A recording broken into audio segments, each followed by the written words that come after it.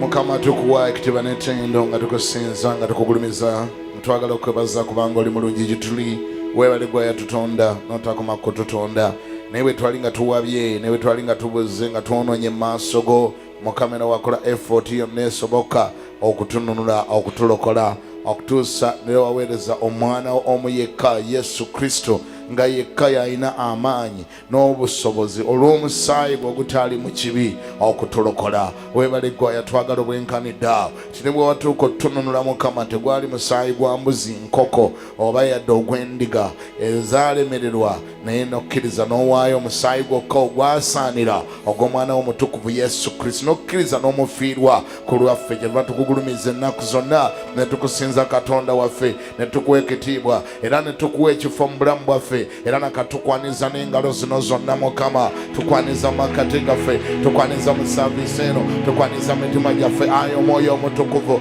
tukwaniza gwe omulokozi ayatulokola yatununula yatwagala obwenkanidde tugamba jangu ofuge mu makati gaffe era jangu oyogere gye tuli okuyita mu kigambo kyo era si ekyo kyokka Mukama jangu otukole ebyekisa abalwadde Taata obawonye abasibidde obasumulule abawambe bateebwe abalwadde bawone abaavu bagaggawale abatalina mirimu bagifune Taata jangu okutulenjegereza kwata abantu bo abanoonye balokoke abatalina mirembe bagifune ekisa kyo kiyike mu makati gaffe ng'enkuba omukono gwo gufuge mu makati gaffe Taata abatamanyi kigambo kyo bakiyige Taata ekitiibwa kyo leka kifuge wano Taata omukono gwo leka gugololwe Taata amafuta go gayite mu kibiina emizimu gigowe mu makati gaffe era lemukadde kano leka giwulire omuliro era mu linnya lya Yesu ngiragira okufuluma n'okugenda ndagira buli maanyi gonna ag'ekizikiza agabadde mu kifo kino simbuka dda abo badde okute bajjeeko engalo z'enkyamu nangiridde okusumulirwa nangiridde okuteebwa nangirira emirembe nangirira essanyu nangirira okusumulirwa nangirira eddembe lya Katonda wabiri yakubira mu ngalo Yesu ng'amwebaza Taata tukwaniriza Yesu omwe Nazaaleesi tukwaniriza gwe Yesu omulokozi waffe tukwaniriza gwe abeera omulamu emirembe gyonna tukwaniriza gwe kiwa mirembe tukwaniriza gwe entandikwa y'obulamu tukwaniriza entandikwa y'okutegeera amagezi g'abo baganoonya oli ekkubo eri abo banoonya ekkubo oli mazima eri abo banoonya amazima osaanidde Mukama wange mu linnya erisinga amannya gonna erya Yesu Kristo Mukama ffe n'omulokozi wabiri yaga nti amiina. Hallelujah. Amen. Kale waakiri ne bw'otuulako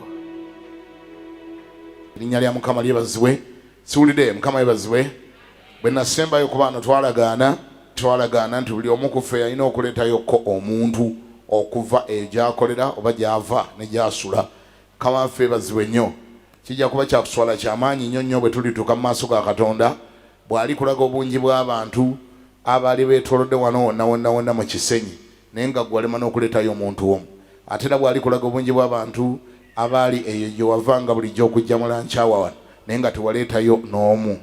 Bayibuli egamba nti ebyokukungula byo bingi n'amakungula galabika geeteeseteese abakunguzi bokka be bataliiwo be batono tetulina kyakwekwasa gwe tunulira ennimiro tolaba nga zengedde ennimiro zikoze eki zennimiro zengedde bakunguzi bokka Mukama baasabira kubanga era Yesaala gye yalekawo yagamba nti kale tusabe kale tukole tutya kale tusabe Omukama w'amakungula atume abakunguzi abalala mu by'okukungula kwe Yesaala yokka weeri awo tusabe Omukama w'amakungula atume abakunguzi abalala mu by'okukungula bye byoweebiri tolina kyakwekwasa yonna gy'oyise ng'ojja wano wabaddeyo abantu ne gye wasuze ne gy'ovudde waliyo abaki abantu ekibuuzo lwaki bw'otuuka okujja mu nnyumba ya Mukama gwe wekka gw'ojja lwaki ojja wekka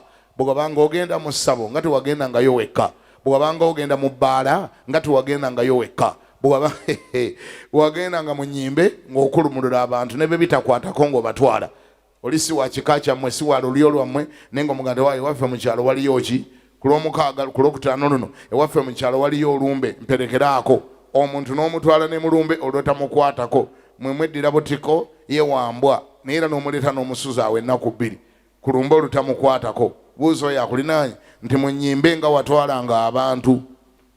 Kati kyekyakubaako lwaki tubaleta mu nnyumba ya Mukama?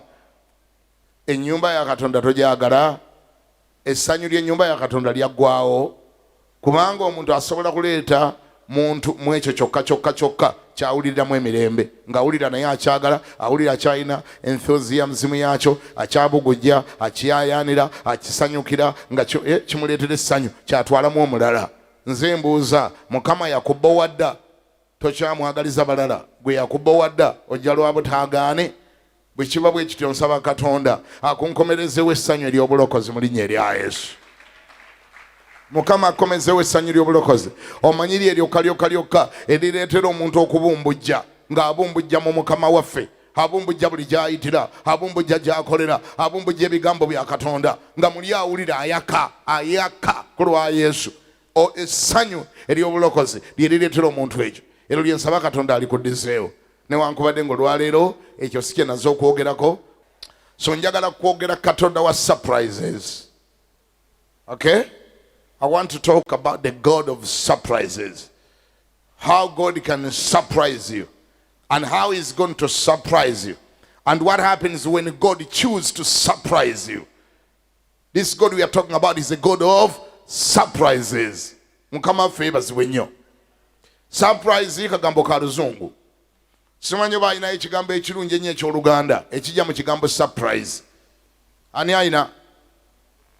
Ekyamagero, ekisanyusa kyokka nga tokyetegekedde, ekikugwako nga tokyetegekedde naye nga kisanyusa, kibayita surprise.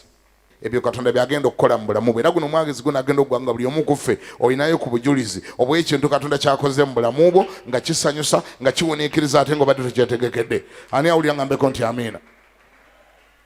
Olunaku olugolo kubanga abadde wanayogedde ku musajja bamuyita Sawulo, omwana omuvubuka omuto, envuumula yalundanga endogoyi za kitaawe.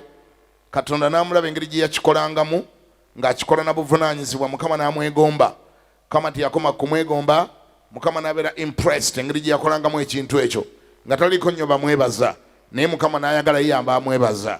Ekyo ekisooka. Mukama n'alaba commitment ye, n'agamba nti oba omulenzi ono alabirira bulungi endogoyi, asobola n'okulabirira eggwanga eddamba. Katonda n'amwagaliza eggwanga, kye yakola endogoyi n'azibuza. Long story short, Katonda bwe yabuza endogoyi n'amutwala mu nsi ey'ewala, ogenda okuva eyo bannange ng'ensi nga ne byanoonya bibuze, n'endogoyi zibuze, n'ensi emaze omukuba obuswanyu. Simanyi owulira, ogenda okuwa amatuuka eyo, yaggwamu surprise.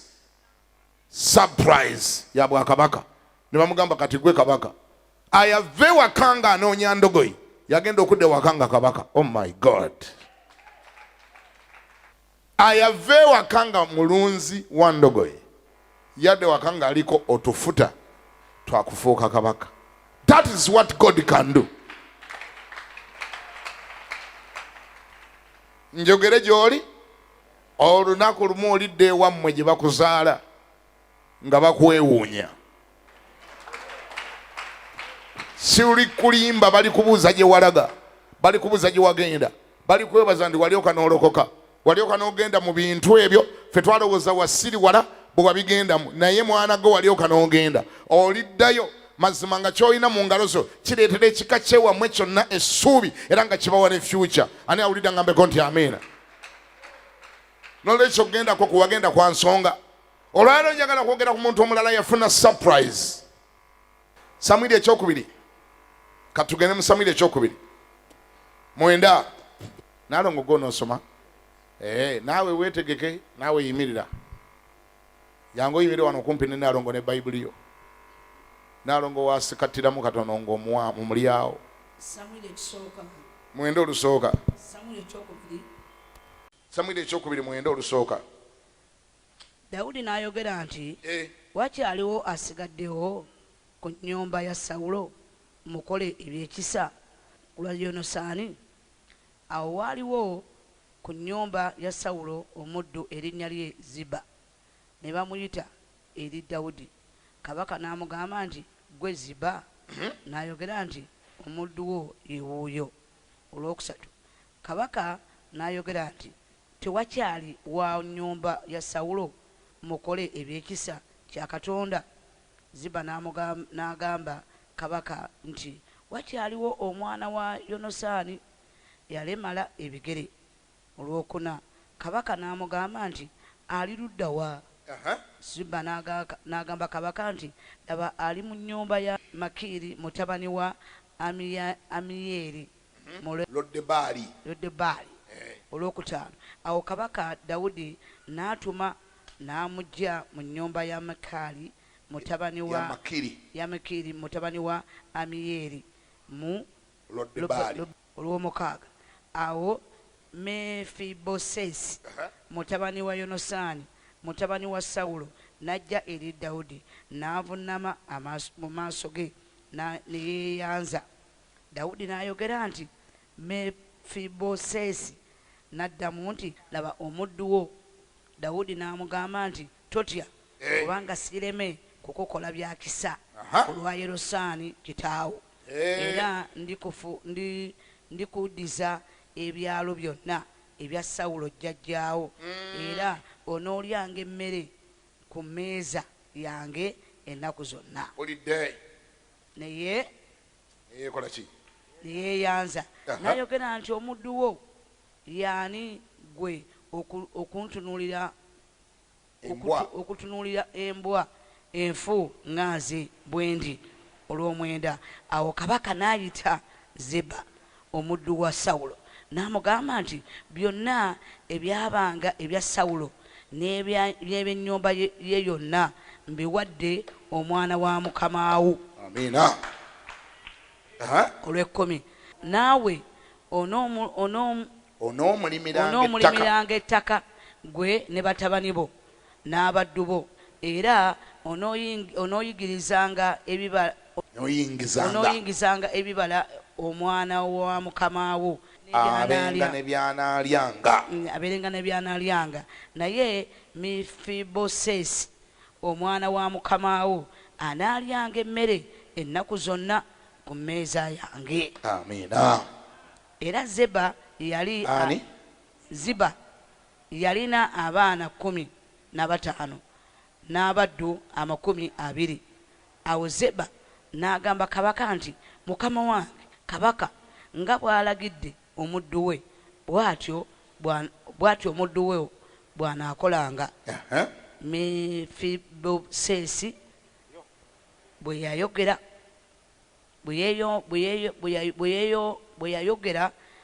kabaka anaalyanga emmere anaalyanga ku mmeeza yange ng'omu ku baana ba kabaka. Era Mefibosesi yalina omwana omuto omulenzi erinnya lye Mikka. Ne bonna abaabeeranga mu nnyumba ya Ziba baali baddu ba Mefibosesi. Awo Mefibosesi n'abeera mu Yerusaalemi kubanga yalyanga bulijjo ku mmere eya kabaka era ku mmeeza eya kabaka, era yalemala ebigere bye byombi. Muvubuka ono yalemala yalina emyaka giwulire gyali emeka? 5. Amawulire ag'okufa kwa taata we bwe gaatuuka, omulenzi ono Mefibosesi yali mutabani wa Yonasaani. Yonasaani yali mutabani wa Sawulo kabaka. Sawulo kabaka ne mutabani wa Yonasaani baafa ku lunaku lumu obwogi bw'ekitala mu lutalo olwakomya gavumenti yaabwe. Ate olwo Dawudi n'alyoka afuuka kabaka. Okyabijjukira ebyo? Obijjukira? Kati bamala okufiira ku lutalo, amawulire bwe gaava mu Yezuleeri nga bw'owulidde nti taatawo nti kabaka afudde ne mutabani we afiiriddeko. Kati nga bwe mmanyi eby'olutalo nga lubaddewo, awo State House n'eyabulukuka. State House bwe yabulukuka, abaddu ne buli munaatandika okukwata erirye, ne wabaawo yakwata omwana ono nga bambi muto bujje myaka 5. Omu ku baddu bamuyitanga Ziba n'amukwata ng'ayagala adduke naye agende naye mu exile. Ate ndowooza yabuuka omwala n'agwa mu mwala, omwana n'amugwira ebigere naye n'amenyeka, omwana n'alemala. Kati omwana n'akulanga muki mulema. Taata we afudde ku lutalo ate naye alemadde. Nyumba ya kitaawe n'esaanyizibwawo. Ab'ekika kya Sawulo, abaana ba Sawulo abalala bonna nabo baafa. Ennyumba alina n'esaanawo. Ennyumba bwe mala okusaanawo, olunaku lumu Dawudi bwe yali nga ye kabaka, Okay, nga omwana ono alina gye yagenda gye baamusenza, nga bw'omanyi ebintu nga bitabuse ebyobufuzi. Omwana ono alina gye baamusenza, omuddu alina gye yaddukira.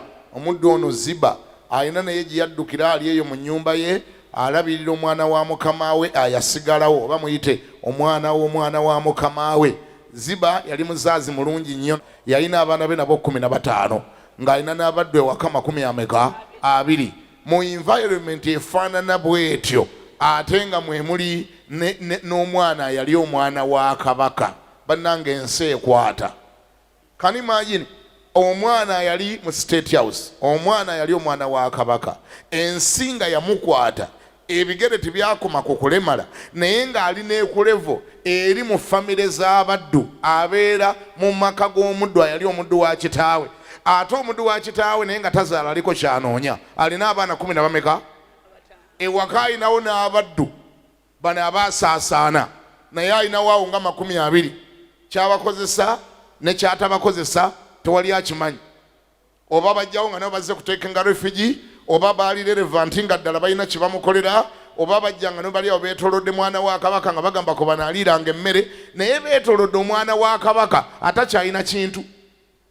Ebintu byonna byatwalibwa, gavumenti yabitwala, gavumenti empya yabiwamba. Zanyisa ebyobufuzi, gavumenti nga yabitwala. Bintu bya Sawulo byonna gavumenti ya Dawudi empya yakola etya? Yabitwala. Mwana wa kabaka nga yasiraana, bulamu bwamukwata, ali awa Ziba alina abaana bameka? Kampuliro bwali abangoberera. Ziba Mefibosesi gyali alina abaana bameka? Waliwo ewaka abaddu bameka? Aga kati awo oba oli awo okyayi Mukama Katonda. Bantu 35 muba muli aki? Ate nga muli bantu abaava mu gavumenti eyavaako, ate nga n'ebintu ebyali ebya gavumenti eyo baabibatwalako. Kati nga goli mwana wa kabaka mu famire efaanana bwetyo, muba muli awo ki? Kugamba ensi eba yakwata nnyo ng'oli ku levo enzibu, oli mu maka we bafumba ennyama n'etamala, kiremu bagisalaasala obufiififi ne bayiwamu amazzi amangi bisobole okumala. Buli kyemulya tekimala, sukaali buli omu atonyeza mbutonyeza. Abantu 35 mu famire, muba muli awo ki? Ate nga temulina kye mwasigaza, tolina bwoganda nti ffe twakolanga mu State House. Gavumenti eriko tebamanyi. N'ebyalo ebya State House byakwatibwa, n'ebya taatawo oba jjajjaawo Sawulo byakola bitya? Byakwatibwa. Enseba yakwata. Tukkirize enseba yakola etya? Yakwata. Naye bassebo ne bannyabo Katonda ono gwe twayise Katonda wa surprises, the God of surprises. Olunaku lwakya Dawudi oba yali yasabye atya? Ekirowoozo ne kimujjira. Dawudi n'abuuza ekibuuzo nti naye newankubadde nga gavumenti ya Sawulo nze nagijjako, naye ekyo mutta si nze namutta, Abafirisuuti be baamutta wadde yali annwanyisa. Naye Sawulo oyo newankubadde nga yamala n'ankyukira n'afuuka mulabe, naye waaliwo ebiseera we yabeerera omulungi.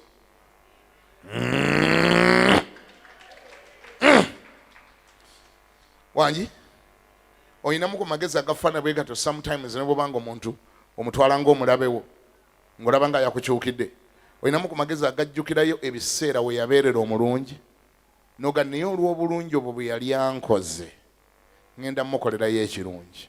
Saagala ebibi bye bye yankoze bibuutikire ebirungi byonna bye yali ankoledde. Oyinamu ku magezi ago agajjukira abantu b'olowooza ngo batwala nga balabe bo, naye ng'olinayo ebirungi byejjukira bye baali bakoledde. Oyinamu ku magezi ago. Kubanga kyendooza Dawudi yajjukira naga naye omusajja oyo singa ddala tiyali ye, nange naaliyingiddeko mu State House n'enkuba y'ennanga. Sawulo oyo naaligenzeyo n'enkuba y'ennanga. Sawulo oyo teyampa opportunity n'ennumba Goliaasi ne mutta erinnya lyange ne ligejja ne limanyika.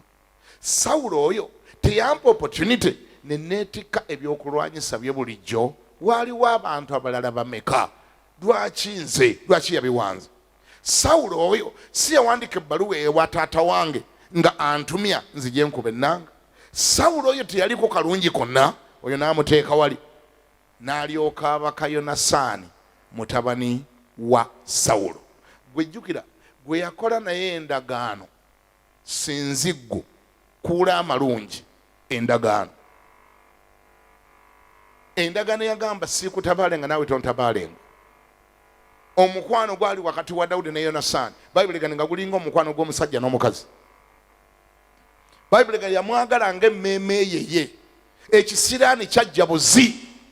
Yonasaani ne yeegatta mu lutalo olwanoonya Dawudi, olutalo lwa taata we Sawulo yatandika nga luyigga Dawudi. Ekyo kyali kisiraani.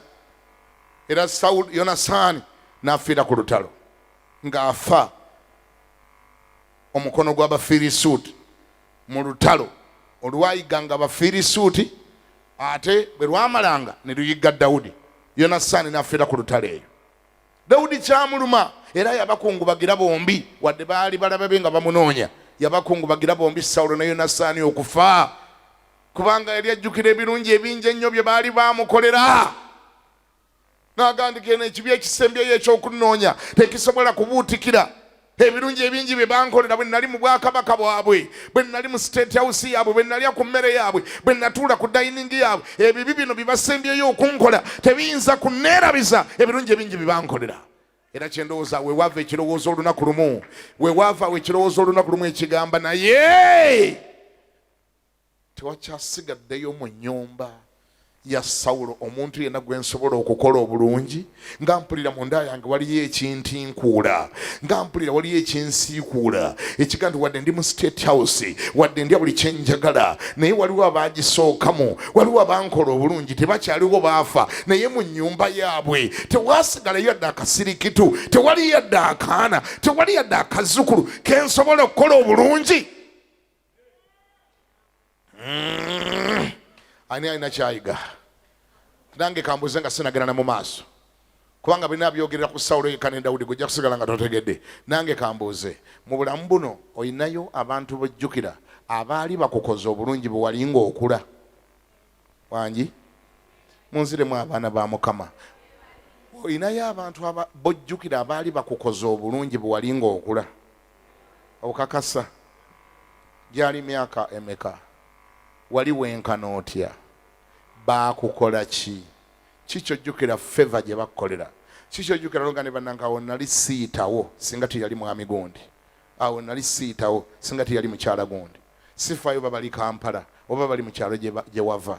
Nze mbuuza, wali ofisi zaayo olunaku noddayo n'obabuuzaako n'obatwalirayo omugaati?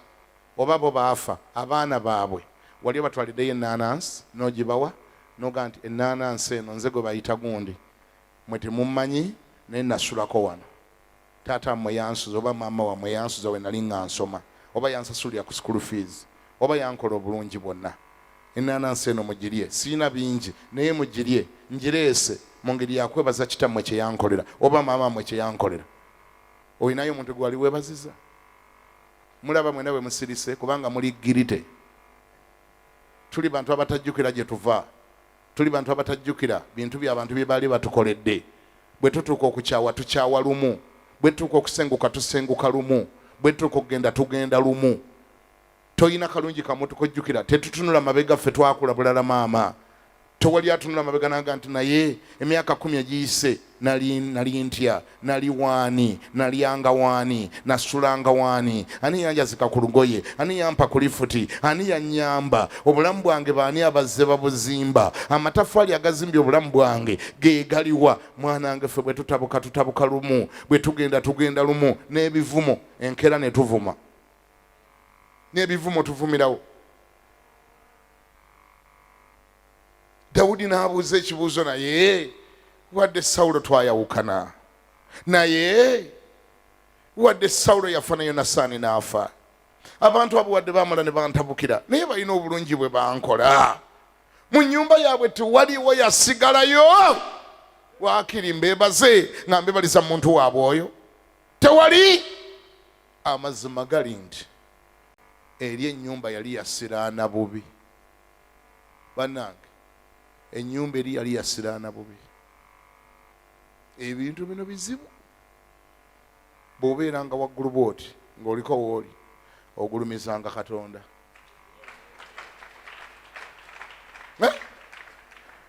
Mu nnyumba ennamba ne banoonyaamu omuntu, gavumenti neenoonyaamu omuntu gwe beekolera feva, ng'olwaliro gavumenti ya Museveni bweneenoonya mu nnyumba y'Obote enoonyeemu omuntu ayasigalayo gwe baba bakolera feva, amwebaze olwako ke yaliko naye edda mu 72 we yamuweera obwa minisita mu gavumenti ye edda nga tebanatabuka, n'anoonya mu nnyumba y'Obote anoonyeemu omuntu nga mulimu mulema yekka. Ennyumba ya Sawulo yali yagwako ekikweno kinene. Ekiri ekikweno kyali kinene. Bannange bulamu bwaffe mwewalanga ebintu ebireeta ebikoli mu ku family. Ennyumba ennamba naalongo ne babuuza mu nnyumba ya Njala esunguwaza ani yasigalayo nga waliyo mulema nga tewakyaliyo omuntu ategerekeka, nga tebalinako basongako lugalo, nga tewaliyo alabikawo. Baamagamaga bati abasawulo bennyini abava mu ntumbwe ze nga tewali mu mulembe oguddako noba nga tolinaamu baana, anti abaana baali babawanika. Waliwo ekyandikibwa kiri mabegaawe tutasomye, abaana baali babawanika bonna ku miti ne bafa abava mu Sawulo. Ono yafikawo kubanga yali ku kava, bonna baafa. Ekyabata kyali kikolimo ekyengeri ki? Omulembe gwa Sawulo ng'akyaliko origimu ye batta abasajja Abagibeyoni. Baali Bagibeyoni baba Yebusi, baali batta Abagibeyoni. Abagibeyoni wadde tebaali Baisirayiri direct, naye baali adopted, nga Isirayiri yaba adoptinga okuva ku lunaku lwe baagenda ne balimba Yoswa nti ffe tuvudde mu nsi yeewala nnyo, ndowooza olaba obugoye obukadde n'emmere enkadde, tuli beewala. Yoswa n'akola nabo endagaano, mubijjukira, n'abagamba mwe tetuli bakola kabi n'akatono bwe tuliba nga tubatuuseeko, ng'alowooza balabika beewala nnyo, bava Dar es Salaam. Kumbe baali bavudde awo kumpimpi Katende Empigi we baali bavudde. Yoswa agenda okukwata emmundu enkeera akutebye okulwanyisa alumbe ekyalo ekiddako akiwambe, agenda awambe eggwanga eriddako, nga bano Abagibeyoni abaamulimba ntuli beewala nnyo, nga bamugamba tusanyisa okubalaba era twali tumanyi nti ewiiki eno wano we mujja ti ate mmwe baawa. Kandi ffe Bagibeyoni ababadde mu State House ejjo abazeeyo ne tukwegayirira tukola naawe endagaano, noga nti ffe buli banga otutuuseeko toli tutabaala, toli tukola kabi, kale be baffe. Yoswa n'awulira bubi nnyo, Yoswa n'abanyiigira n'aga ne bantu mmwe muli babi nnyo, mwe bwe mbadde nzirako okkuba wano tuwambewo tutwalewo Mukama yatuwaawo, ate kati munkola muti ekintu ekyo ne mujja ne mukola nange endagaano nga munnimbye. N'agamba sikyayinza kubatta olw'endagaano gye twakoze nammwe, naye mbakolimidde munaabeeranga baasi banku mu Isirayiri. Ne bagamba nti eme abadde bagenda okufa munnange bw'obafuula abaasi b'enku. Omwasi w'enku abeera wala nnyo era abeera mu kiyungu, enkuba zaasiza mu nsiko era abeera manji wa nnyumba kyemulyako kyalyako. Bagamba buga nti emme n'endagaano eyo neba protectinga nebakuumanga. Isirayiri ne bwe yalwananga entalo abo nga tebakwatako kokutuusa ku mulembe gwa Sawulo. Sawulo yali kabaka, ye n'akola ensobi teyasoma ndagaano, n'abakakkanako pa n'abattamu abantu, endagaano n'emusala. Mukama n'amunyiigira. Ku mulembe gwa Dawudi Katonda n'aleeta enjala okumala emyaka 7, enjala n'ekuba Isirayiri, n'ente ne zifa, n'embuzi ne zifa, n'abantu ne bafa. Dawudi bwe yagenda mu maaso ga Katonda n'abuuza naga Mukama, kiki kino ekitussa enjala nga tufa tuggwawo? N'amugamba lwa Bagibeyoni. Ti ate kiki twabakoze eki? Gwabadde wali tonnajja. Kabaka ayavaawo, Sawulo yabatta. Kati ekikolimo kwe kyava ne kikuba eggwanga, yenjala gy'olaba eyo. Mukama katukoze tutya? Naga ne mukwate abaana ba Sawulo bonna abaasigalawo mubaweeyo mu mikono gy'Abagibeyoni babakole kye baagala, ekikolimo kiryoke kiveewo. Abagibeyoni bakwata ku baana ba Sawulo bonna ne babawanika ku musaalaba ne babatta ne babamalawo. Kano kammi Fobeses ko kaafika eyo nga kali mu maka ga Ziba gye kafika. Kati kino ekibuuzo kigenda okujja, wamma ddala nga Sawulo talinawo mwana no ekikoli mu kiringa kyabasaanyaawo. Mulokole ngamba nti aha weewalanga okukola ebintu ebimu ebirisigala ku baana bo oba ku baana b'abaana bo nga bibatigomya. Ebintu ebimu bye tukola mu bulamu buno biyinza obutaffectinga ggwe ne byaffectinga oba abaana bo oba abaana b'abaana bo. Buli kyokola nga kikolere ddala ng'otegeera nti tikirina ngeri gye kiryevuunula ne kigoberera abaana bo. Tolekeranga abaana bo kikweno, tolekeranga abaana bo kikolimo. Bw'obanga weenenyezanga ddala ate bw'obanga okola ebintu ogandi kino ekyenkola ndaba si kya ku mulembe gwange ndiba nkisanga kiriba kinsangawa. Kibi nnyo obutalowooza ligase, kibi nnyo obutalowooza bw'olese mabega. Buli kyokola kikolere ddala ng'omanyi nga kirigasa abaliddawo gwe ne bw'oliba ng'ogenze. Okuba ngalo osisiriza ngalo. Famire ya Sawulo bweto negwawo n'atasigazaawo yadde ennyumba. Olunaku lumu ne baginoonyamu omuntu ow'okuwa ekirabo, omuntu gavumenti gwe yagala okukolera feva. Mazima nga tewali okumagamaga bati nga waliwo omulema. Waliwo muki? Ennyumba bayasiraana nnyo. Sinagamba nti abalema ababisi kyenjogedde. N'ekiŋŋamba famire nambo ginoonyamu omuntu gwe basobola okuyingiza mu magye. Kati omulema ayinza okuyingira mu magye wangi? Oba oliawo Dawudi yali anoonya gwafuula Kayihura, kakati ofuna olya Kayihura nga mulema. Wadde abalema nabo bantu ba Mukama, naye kati bw'abanga gwe bakuwadde mu kika nti ono gomba mukola feva, oyagala kunoonyamu omuntu gw'ofuula omukulu w'amagye, naye nga gwe balinawo yakola atya? Yalemala. Naye era Mukama yeebazibwe, ye Mefibosesi kyamukolera, ye kyamukolera. Kubanga baamagaamaga weewuunye kati nzizeyo eri gye nabadde musajja wattu asula waani? Siwulira, asula waani? Alya waani? Nno yali akuze, saagala olowooza nti kalabika kaali kaana kato era ndowooza yali alina kusula wa Ziba, anti yali mwana muto. Omwana omuto yalisuze waani? Nedda. Ebyandikwa bitu bikkulidde muwamu ku lunyiriri lwe tusomye nti omuvubuka ono yali yazaala dda n'omwana. Simanyi bwali akyegendereza. Waliwo akirabye? Mefibosesi yali amaze okukula era nga bwonye omwana wa kabaka aba mwana wa kabaka. Kirabika waliwo awo eggwala eryamu erijjako ne liga naye kanzaaleko mu mwana wa kabaka wadde mulema. N'azaala ssebo, obuwala tobayita bakusaaga. Omuntu omu yawoga nti abakazi tomanyi kye baagala, nange paka olwaliro simanyi kye baagala kuba bye baagala byanjawulo, tolina kyosobola kuvaayo nakyo noga nti kino kye baagala. Kati oli yatunulira ekyobulema teyakiraba, yaga nti gwereka kyebbeeyi kisigala kya bbeeyi, mwana wa kabaka ne bw'aba mulema aba mwana wa kabaka, kamuzaalemu omwana. Gambako nti amiina. Yazaala omwana nga bamuyita batya? Mika. Mefibosesi kabaka Dawudi bw'abuliza ekibuuzo kino, Mefibosesi nga mukulu ng'alina n'omwana bamuyita Mika, naye ng'asula waani? Siwulira, ng'asula waani? Ng'ali mu buvunaanyizibwa bwani? Kuba mulema. Talina wuwe. Mwana wa kabaka yavaako. Mwana wa kabaka gwe bajjako naye talina wuwe.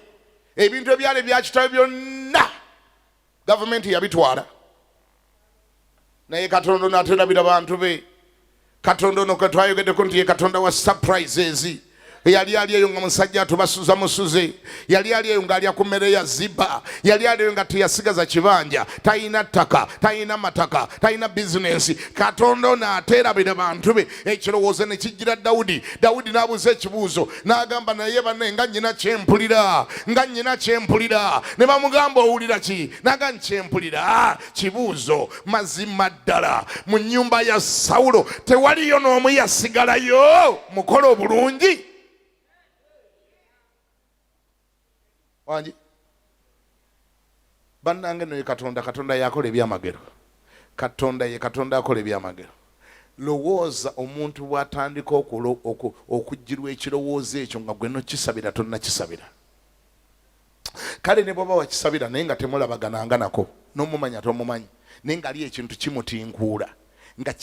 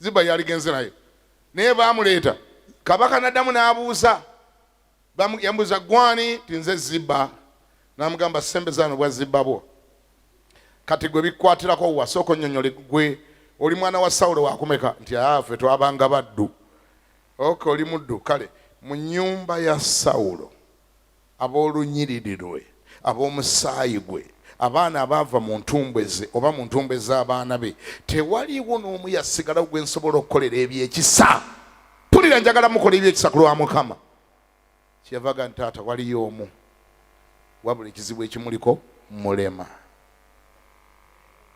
waliyo omu naye ekizibu ekimuliko mulema Dawudi naganize kye neetaaga si magulu ge njagala mutima gwe njagala mutima gwe njagala lunyiriri wava ndi wano okwogera gy'oli nti wadde olabikanga aliko engeri y'obulema naye ekyamagero bwe kinajja tekigenda kutunulira bulemu bwamu bulinnya lya Yesu. Ani awulira ngambeko nti amiina? Wadde olabikanga aliko engeri y'obulema. Manyi obulema bwa ngeri nnyingi maama, bwe butaba ku magulu buba ku mikono, bwe butaba ku mikono buba mu bwongo. Ne bagendera okubuuza maama ng'oliko akakubulako ne wakubuuza akoma mu kyakumeka nti pittu olinagani maama mulema naye kale tujja kufuna engeri gye tukolagana naye wadde mulema. Obulema bwobwo obutasobola bwobwo ekyo ekikuliko kye batunulira ng'obulema tekigenda kukulemesa kutuuka mu Katonda bye yakutegekera by'otekedde okutuukamu. Ani awulira ngambeko nti amiina? Ekyo ekiringa obulema ngambira abantu nga babiri gambira yakuli naye muge nti ekyo ekirabika ng'obulema ku ggwe tekigenda kulemesa kyamagero. Katonda kyali mu kufumba ekinaatera okukubaako mu linnya lya Yesu. Oba okuba ngalo nga za Yesu zikubirira zinoge nange naamaliriza. Ekyo ekirabika ng'obulema tekigenda kusobola kuyimira mu kkubo lyo, tekijja kusobola kukulemesa, tekigenda kuggala luggi lwo. Ekyamagero bwe kinajja maama nnyaba owulira ekyamagero nga kyazze kijjanga mukoka taziyizika. Kijjanga mukoko ow'amaanyi ne kikuba ekiyimiridde mu kkubo ne kiyitawo era okukkakana ekyamagero ne kikutuukako mu linnya lya Yesu. Gamba nti amiina. Dawudi nagandi mumuleete wadde mulema naye mumuleete. Nze kye neetaaga nkimanyi njagala muntu ng'omusaayi gwe gwava mu Sawulo mumuleete. Ne bamuleeta Ziba ne bamuteeka awo. Dawudi naga nti okakasa ne baleeta Mefibosesi ne bamuteeka awo. Dawudi naga nti bakuyitaani Mefibosesi. Kiki weemanyiiko? Yonasaani yali anzaala. Yonasaani ki? Ndi mutabani wa Sawulo. N'amugamba nti okay, nyina kye njagala okukola. Maze ebbanga nga nkisabira nga njagala nkikole. Ebintu ebyali bya kitaawo omanyiwa nawa gye bikoma ne gye biri. Ettaka emayiro akenda ezaali eza kitaawo omanyi gye ziri. Omanyi buli kabaka abaako emayiro akenda. Mefibosesi Dawudi n'ambuuza emayiro za kitaawo akenda omanyi gye ziri? Nagana mukama wange mmanyiyo naye simanyi munange byagabanibwa. N'amugamba kati nze ayogera naawe nze kabaka. Sifa ani yabigabana, ani abadde abibeeramu, ani abadde abisulamu, ani asula mu nnyumba kitaawe ez'abapangisa ze yaleka. Sifa ani omusaala ogwenkanawa ogutali musasule ogwa kitaawo, sente zasigala mu NSSF ngamba zino eza pensioni. Sifaayo buli kyonna ekyali ekya kitaawo nkikuwadde. Ani ayina engalo azikubira Omukama Yesu bannange? Ani awulira ngambeko nti amiina? Omulema Mefibosesi n'agaggawala mu lunaku lumu. Katonda asobola okugaggawaza mu lunaku lumu. Katonda asobola okusurprisinga.